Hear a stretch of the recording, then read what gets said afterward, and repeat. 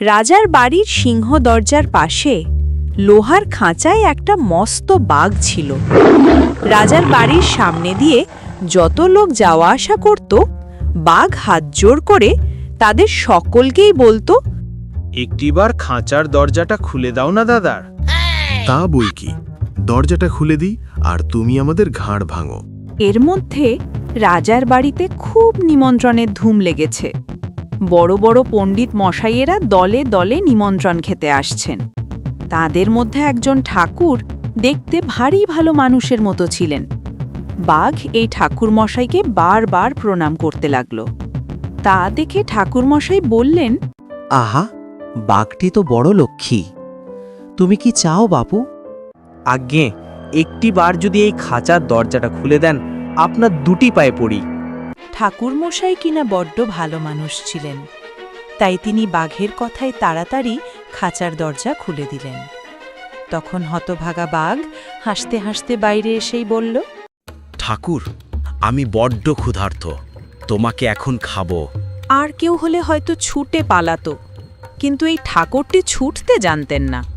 তিনি ভারী ব্যস্ত হয়ে বললেন, এমন কথা তো কখনো শুনিনি। আমি তোমার এত উপকার করলাম আর তুমি বলছো কিনা আমাকে খাবে? এমন কাজটি কি কেউ কখনো করে? করে বই কি ঠাকুর, সকলেই তা করে থাকে। তা কখনোই নয়। চলো দেখি তিনজন সাক্ষীকে জিজ্ঞেস করি, তারা কি বলে। আচ্ছা চলুন, আপনি যা বলছেন সাক্ষীরা যদি তাই বলে, আমি আপনাকে ছেড়ে দিয়ে চলে যাব। আর যদি তারা আমার কথা ঠিক বলে, তবে আপনাকে ধরে খাবো। সাক্ষী খুঁজতে দুজনে মাঠে গেলেন। দুই ক্ষেতের মাঝখানে খানিকটা মাটি উঁচু রেখে চাষিরা একটি ছোট পথের মতন করে দেয়, তাকে বলে আল। ঠাকুরমশাই সেই আল দেখিয়ে বললেন, এই আমার একজন সাক্ষী। আচ্ছা, ওকে জিজ্ঞেস করুন, ও কি বলে। ওহে বাপু আল, তুমি বলো দেখি, আমি যদি কারো ভালো করি, সে কি উল্টে আমার মন্দ করে? আল বলল, করে বই কি ঠাকুর, এই আমাকে দিয়ে দেখুন না। দুই চাষার ক্ষেতের মাঝখানে আমি থাকি, তাতে তাদের কত উপকার হয়। একজনের জমি আর একজন নিয়ে যেতে পারে না, একজনের ক্ষেতের জল আর একজনের ক্ষেতে চলে যায় না। আমি তাদের এত উপকার করি, তবু হতভাগারা লাঙল দিয়ে আমাকেই কেটে তাদের ক্ষেত বাড়িয়ে নেয়। শুনলেন তো ঠাকুর মশাই, ভালো করলে তার মন্দ কেউ করে কিনা।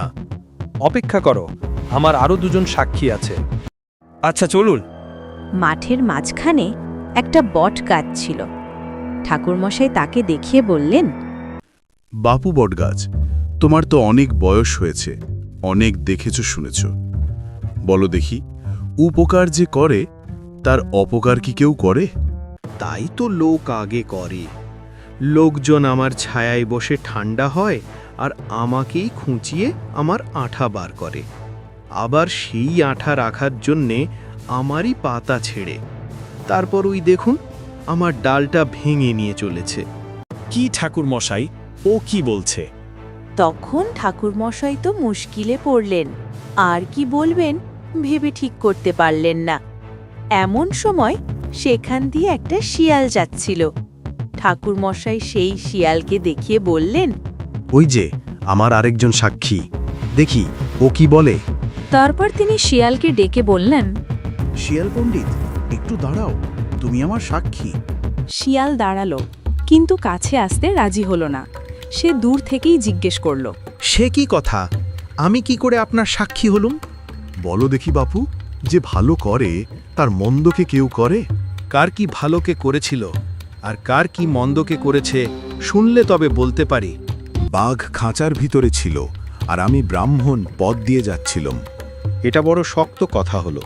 সেই খাঁচা আর সেই পথ না দেখলে আমি কিছুই বলতে পারবো না। কাজেই সকলকে আবার সেই খাঁচার কাছে আসতে হলো। শিয়াল অনেকক্ষণ সেই খাঁচার চারধারে পায়চারি করে বলল, আচ্ছা, খাঁচা আর পথ বুঝতে পেরেছি। এখন কি হয়েছে বলুন। বাঘ খাঁচার ভিতরে ছিল আর আমি পথ দিয়ে যাচ্ছিলাম।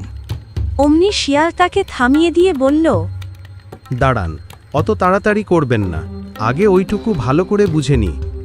কি বললেন? বাঘ আপনার বামন ছিল আর পথটা খাঁচার ভিতর দিয়ে যাচ্ছিল? এই কথা শুনে বাঘ হো হো করে হেসে বলল, দূর গাধা, আমি খাঁচার ভিতর ছিলাম আর উনি পথ দিয়ে যাচ্ছিল। ও, লোকটি খাঁচার ভিতর ছিল আর তুমি পথ দিয়ে যাচ্ছিলা? আরে বোকা, তা নয়, আমি খাঁচার ভিতরে ছিলাম আর লোকটি পথ দিয়ে যাচ্ছিল। এ তো ভারী গোলমালের কথা হলো দেখছি। আমি কিছুই বুঝতে পারছি না। কি, বাঘ লোকটার ভিতরে ছিল আর খাঁচা পথ দিয়ে যাচ্ছিল? এমন বোকা তো আর কোথাও দেখিনি। আরে বাঘ ছিল খাঁচার ভিতরে আর লোকটি যাচ্ছিল পথ দিয়ে। তখন শিয়াল মাথা চুলকাতে চুলকাতে বলল, না, অত শক্ত কথা আমি বুঝতে পারবো না। ততক্ষণে বাঘ রেগে গিয়েছে। সে শিয়ালকে এক ধমক দিয়ে বলল, ও কথা তোকে বুঝতেই হবে। দেখ, আমি এই খাঁচার ভেতরে ছিলুম, দেখ এই এমনি করে। বলতে বলতে বাঘ খাঁচার ভিতরে গিয়ে ঢুকল, আর শিয়ালও অমনি খাঁচার দরজা বন্ধ করে হুড়কো এঁটে দিল। তারপর শিয়াল ঠাকুর মশাইকে বলল, ঠাকুর মশাই, এখন আমি সব বুঝতে পেরেছি। আমার সাক্ষী যদি শুনতে চান তবে তা হচ্ছে এই যে দুষ্ট লোকের উপকার করতে নেই, কাজেই বাঘমামার জিত। এখন আপনি শিগগির যান। এরপর শিয়াল বনে চলে গেল আর ঠাকুর মশাই বাড়ি চলে গেলেন।